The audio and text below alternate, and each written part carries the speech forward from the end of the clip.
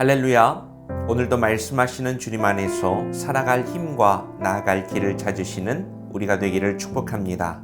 6월 13일 금요일, 오늘 우리에게 주시는 하나님의 말씀은 창세기 9장 18절에서 10장 5절 말씀입니다. 방주에서 나온 노아의 아들은 셈과 함과 야벳이다.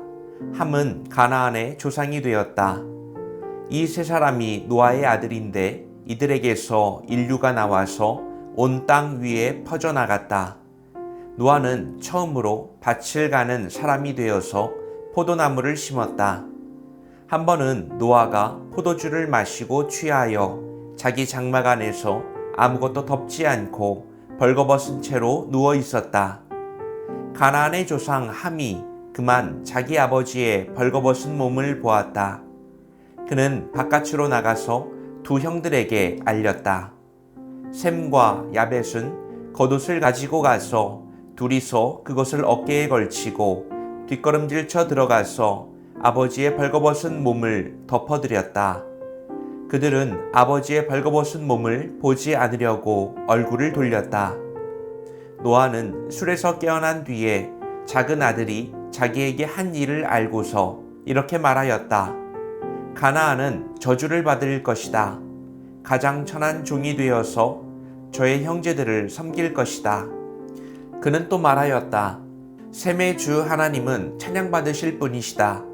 셈은 가나안을 종으로 부릴 것이다. 하나님이 야벳을 크게 일으키셔서 셈의 장막에서 살게 하시고 가나안은 종으로 삼아서 셈을 섬기게 하실 것이다. 홍수가 있은 뒤에도 노아는 350년을 더 살았다. 노아는 모두 950년을 살고 죽었다. 다음은 노아의 아들들의 족보이다. 노아의 아들은 셈과 함과 야벳이다. 홍수가 난 뒤에 그들이 아들들을 낳았다. 야벳의 자손은 고멜과 마곡과 마대와 야완과 두발과 메섹과 디라스이다. 고멜의 자손은 아스그나스와 리밧과 도갈마이다. 야완의 자손은 엘리사와 스페인과 키프로스와 로도스이다.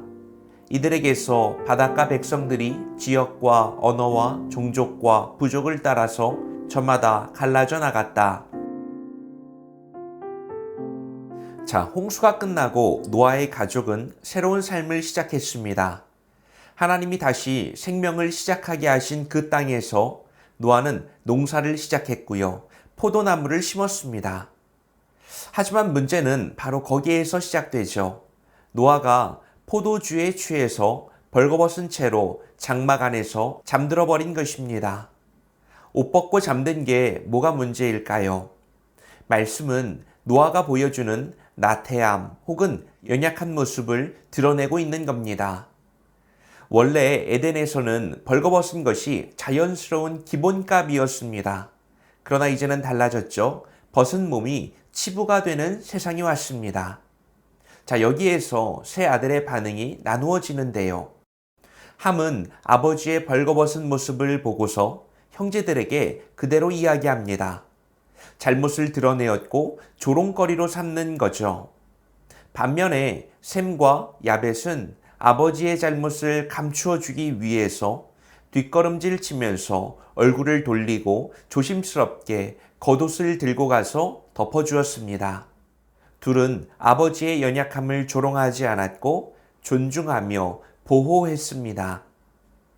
자, 이제 노아는 술에서 깨어나서 세 아들의 태도를 알고 나서 함의 자손에게는 저주를, 셈과 야벳에게는 축복과 희망찬 미래를 예언합니다. 단순한 가정의 에피소드 같지만 이 장면은 이후에 민족 간의 운명, 그리고 하나님 앞에 선 사람들의 태도를 상징적으로 보여주는 말씀입니다. 자, 그리고 이어지는 10장의 첫 번째 부분은 야벳의 자손들이 바닷가와 지역을 따라서 여러 민족으로 퍼져나가는 모습을 보여줍니다.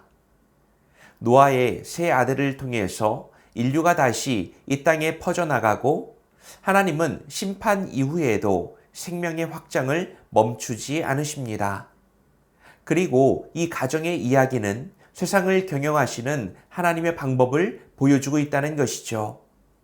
자, 오늘 말씀을 통하여 우리는 무엇을 깨달을 수 있을까요? 첫째로, 우리는 누군가의 수치를 보았을 때 어떻게 반응합니까? 나는 다른 사람들의 실수와 수치 앞에서 어떻게 반응하고 있습니까? 나는 무엇인가를 감추고 덮어주는 사람입니까? 아니면 드러내고 흘리는 사람입니까? 노아는 포도주에 취해서 실수를 했고요. 아버지로서 부끄러운 모습을 드러내게 되었습니다. 이 장면은 인간이 죄에서 구원받았어도 여전히 연약하다는 것을 보여주는 장면입니다. 그런데 이 사건의 진짜 핵심은 그 실수를 바라보는 사람들의 태도에 있습니다. 함은 아버지의 수치를 보고 밖으로 나가서 사람들에게 알렸습니다. 아니, 나는 진실을 알린 것뿐인데 뭐가 문제야? 라고 생각할 수도 있지만 그것은 공동체를 보호하지 않는 행동이었고 관계를 깨트리는 방식이었습니다. 반면에 셈과 야벳은 아버지의 실수를 덮기 위해서 뒷걸음질까지 치는 모습을 보여줍니다. 얼굴을 돌렸고요. 옷으로 덮어줍니다. 그들의 태도에는 존중과 관계의 회복이라고 하는 복음의 정신이 깃들어 있습니다. 하나님은 셈과 야벳의 태도를 기뻐하셨고요. 그들을 통해서 인류의 역사를 이어가십니다. 이 이야기는 단순히 한 가족 간에 있었던 에피소드를 기록한 것이 아니라 복을 이어받는 자와 그렇지 않는 자의 길이 여기에서 갈라진다는 것입니다.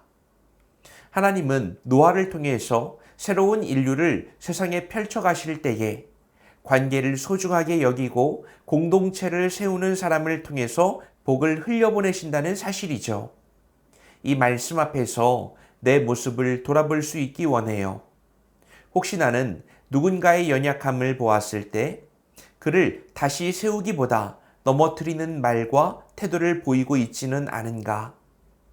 반드시 기억하시기 바랍니다.